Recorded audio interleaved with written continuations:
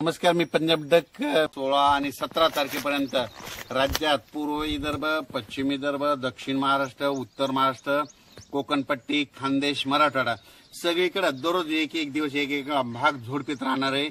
म्हणून हा परतीचा पावसाचा अंदाज सगळ्या शेतकऱ्यांना लक्षात घ्यायचा. त्याच्यानंतर राज्यात मग हे पाऊस 17 तारखेपर्यंत पडणार आहे. मग शेतकऱ्याचं सोयाबीन काढायला आलंय तर शेतकऱ्याला सांगू इच्छितो की 18 तारखेपासून 23 तारखेपर्यंत 18, 19, 20, 21, 22, 23 तारखेपर्यंत ज्यांचं सोयाबीन काढायला आलं समजा काढून घ्यायचं, दुपारपर्यंत काढायचं, वाळलं की लगेच वळे लावून टाकायचे. असं केलं तर तुमची सोयाबीन हाताला लागेल, नसता हाताला लागणार नाही. म्हणून हे अंदाज लक्षात घ्यायचा. म्हणून काय करायचं, 24 तारखेपर्यंत तुम्ही तुमच्या सोयाबीन ज्यांची आली त्याची काढून वळे लावून झाकून ठेवायची तयारी ठेवा. त्याच्यानंतर मग राज्यात परत कधी पाऊस येणार आहे तर राज्यात परत सांगू इच्छितो की 24 सप्टेंबर, 25, 26, 27 आणि 28 सप्टेंबर दरम्यान परत राज्यात आता जसा मुसळधार पाऊस पडायला आहे तसा पाऊस पडणार आहे. म्हणून हा अंदाज लक्षात द्यायचा. त्याच्यानंतर आपण मागील अंदाजामध्ये म्हटलं होतं की अहिल्यानगरकडं, नाशिककडे खूप पाऊस पडणार आहे. त्याच्यामुळे जायकवाडीचं पाणी 1.25 लाख क्युसेसनं सोडावं लागेल असं त्या धरणावरून एक अंदाज दिला. तर तुम्ही पाहू शकता 1.25 लाखांना पाणी सोडलं. आणि परत या नदीकाठच्या जायकवाडी धरणाच्या, गोदावरी नदीच्या शेतकऱ्याला सांगू इच्छितो की तुम्ही काय करा, जरा ह्या 2-3 दिवस आपल्या जनावरांची काळजी घ्या. कारण की आज देखील म्हणजे जायकवाडी धरण त्याच्या कॅचमेंट एरियामध्ये आज देखील काही ठिकाणी मुसळधार, कुठं अतिमुसळधार पाऊस पडणार आहे. त्याच्यामुळे परत या धरणाला, जायकवाडीला पाणी येणार आहे. मग 2 लाख क्युसेसनं जर पाणी सुटलं तर तुमच्या गावांना बऱ्याच ठिकाणी पाणी येईल. म्हणून हे सगळ्यांनी हे लक्षात घ्यायचं. कारण की तुम्हाला सांगतो की आज रात्रीला, मध्यरात्रीला पाऊस पडणारच आहे. त्याच्यामुळं जायकवाडीचं पाणी आता 1.25 लाखानं सुटलंय आणि त्याच्यानंतर माजलगावच्या धरणाचं 14,000 सोडलंय. स्थानिक पाऊस पडलाय. असं करत करत त्या गोदावरी नदीला तुम्हाला सांगतो 1,35,000 क्युसेसनं पाणी चालू आहे. आणि तुम्हाला सांगतो ह्या नदीची पातळी किती आहे, 1.5 लाखाच्या वर गेलं की गावांना पाणी जायला सुरुवात होती. म्हणून म्हणतो आता हे 1.5 लाखाच्या वर कधी बी तळ्याचं पाणी सोडू शकतात. म्हणून तुमचे जनावर, तुमच्या पाईपलाईन, तुमच्या मोटर ह्या काढून ठेवा. कारण की शेतकऱ्याला ह्या गोष्टी कोणी तुम्हाला सतर्क करत नाहीत. म्हणून एक शेतकरी नात्यानं तळमळ येणं तुम्हाला सांगत आहे. त्याच्यानंतर राज्यात सांगायचं झालं तर पाऊस कसा पडणार आहे, राज्यात सांगायचं झालं तर नांदेड जिल्हा, लातूर जिल्हा, बीड जिल्हा, परभणी जिल्हा, धाराशिव जिल्हा, हिंगोली, धाराशिव जिल्हा, सांगली, सातारा, सोलापूर, कोल्हापूर, कुडाळ, कोकणपट्टी पूर्ण, त्याच्यानंतर अहिल्यानगर, पुणे 2, बीड, जालना, संभाजीनगर, बुलढाणा, अकोला, अमरावती, वर्धा, नागपूर, भंडारा, गोंदिया, चंद्रपूर. त्याच्यानंतर इकडे उत्तर महाराष्ट्राकडे आजपासून म्हणजे नंदुरबार जिल्हा, धुळे जिल्हा, नाशिक जिल्हा, जळगाव जिल्हा, इगतपुरी, मुंबईला देखील मुसळधार, अतिमुसळधार पाऊस पडणार आहे. म्हणून मुंबईच्या जनतेला लक्षात घ्यायचं.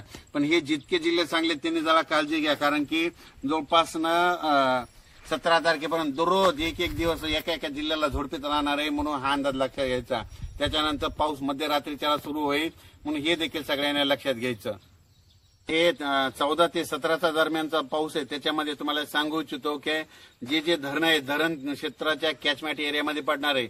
आणि योगायोगाने तुम्हाला सांगतो सगळे धरणं भरणार आहे. मांजरा धरणाच्या कॅचमेंट एरियात पडला तर मांजराचं पाणी सोडावं लागणार आहे. उजनीचं पाणी सोडावं लागणार आहे. तिकडे कोयनेकडे पाणी सोडावं लागणार आहे. पुण्याकडे पाऊस पडणार आहे, मुळाचं पाणी सुटेल. त्याच्यानंतर निळवंडे धरणाचं पाणी सुटेल. नाशिककडे पाऊस पडणार आहे म्हणून आज. त्याच्यानंतर भंडारा धरणाचं पाणी सोडावं लागणार आहे. गंगापूर धरणाचं पाणी सुटेल. नाशिककडले छोटे मोठे जे स्वयंचलित दरवाजे ते आपण धरणं ते ओव्हरफ्लो होते. त्याच्यामुळे सर्व शेतकऱ्याला सांगू इच्छितो की तुम्ही स्वतःची काळजी घ्या आणि आपल्या पशुधनाची देखील काळजी घ्या. कारण की तुम्ही स्वतः येऊन पाणी आलं तर पळू शकतात, पण हे पशुधन हे पशुधन आहे ना, याला कोणी वाचू शकत नाही. त्यांना ते दोरीनं बांधलेले असतात. म्हणून ते दगावण्याची शक्यता आहे. म्हणून माझी तुम्हाला सगळ्याला विनंती आहे. म्हणजे सांगायचं झालं तर जवळपास मी म्हटलं होतं ना, परतीचा पाऊस खूप पडणार आहे. तर राज्यात परतीचा पाऊस सगळ्याला एकदा झोडपूनच काढणार आहे. म्हणून हा अंदाज लक्षात द्यायचा. म्हणजे सांगायचं झालं तर तुम्हाला सांगतो, योगायोगानं मी आता विदर्भामध्ये आलेला, इथं सोयाबीनचा कार्यक्रम पीक प्रात्यक्षिक म्हणजे सोयाबीन पाहणी कार्यक्रम होता. आणि योगायोगानं काय झालं, चिखलानं सगळे बूट भरले होते. म्हणून या ठिकाणी पाणी घेता येत, म्हणजे इतकं पाणी ह्या इकडं वरती आलंय. तर तुम्हाला सांगू इच्छितो इतका एक्सेस पाऊस झालाय. आणि काल देखील तुम्हाला सांगतो, तर मी म्हटलं होतं ना बालम टाकडी, त्याच्यानंतर बालम टाकडी नगर जिल्ह्यामध्ये पैठण या परिसरामध्ये खूप मुसळधार पाऊस पडत तर तिकडे सगळ्या मुसळधार पडला आणि ज्या ठिकाणी एका विहिरीचं पूजन केलं तर तिथलं एक तळ कोरडं होतं. मी म्हटलं होतं याचं पूजन करायला येईन. आता इथून मी नागपूरहून गेल्याच्या नंतर त्या ठिकाणी पूजन करायला जाणार आहे आणि तिथून देखील तुम्हाला परत एक अंदाज जाणार आहे. तर मी त्या शेतकऱ्याला म्हणलं होतं काही चिंता करू नका, तुम्हाला तळ्यामध्ये पाणी आहे आणि ते योगायोगानं तळ देखील भरलं. तुम्हाला सांगू इच्छितो की बालन टाकळी ढोकेश्वर राहता पैठण त्या परिसरामध्ये म्हणजे नगर जिल्ह्यामध्ये इतका पाऊस पडला की त्यांना समाधानकारक झाला. मी म्हटलं होतं ना जिथं वंचित भाग आहे त्या सगळ्या वंचित भागाला पाऊस पडणार आहे म्हणून हे अंदाज सांगितला होता.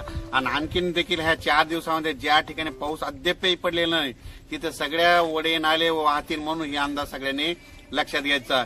धुळे कन्नड या परिसरात देखील जळगाव कन्नड पुन्हा त्याच्यानंतर येरूळ अजिंठा त्या परिसरात बी चांगला पाऊस पडणार आहे. बुलढाणा जिल्ह्यात देखील पडणार आहे. तर हे अंदाज लक्षात येतं. आणि आणखीन देखील 4 दिवस विदर्भ मराठवाडा पश्चिम महाराष्ट्र उत्तर महाराष्ट्र कोकणपट्टी खानदेश सगळीकडे दररोज एक जिल्ह्यात पाऊस पडणार आहे म्हणून हा अंदाज लक्षात यायचा. अचानक वातावरणात बदल झाला तर लगेच एक मेसेज दिला जाईल. धन्यवाद.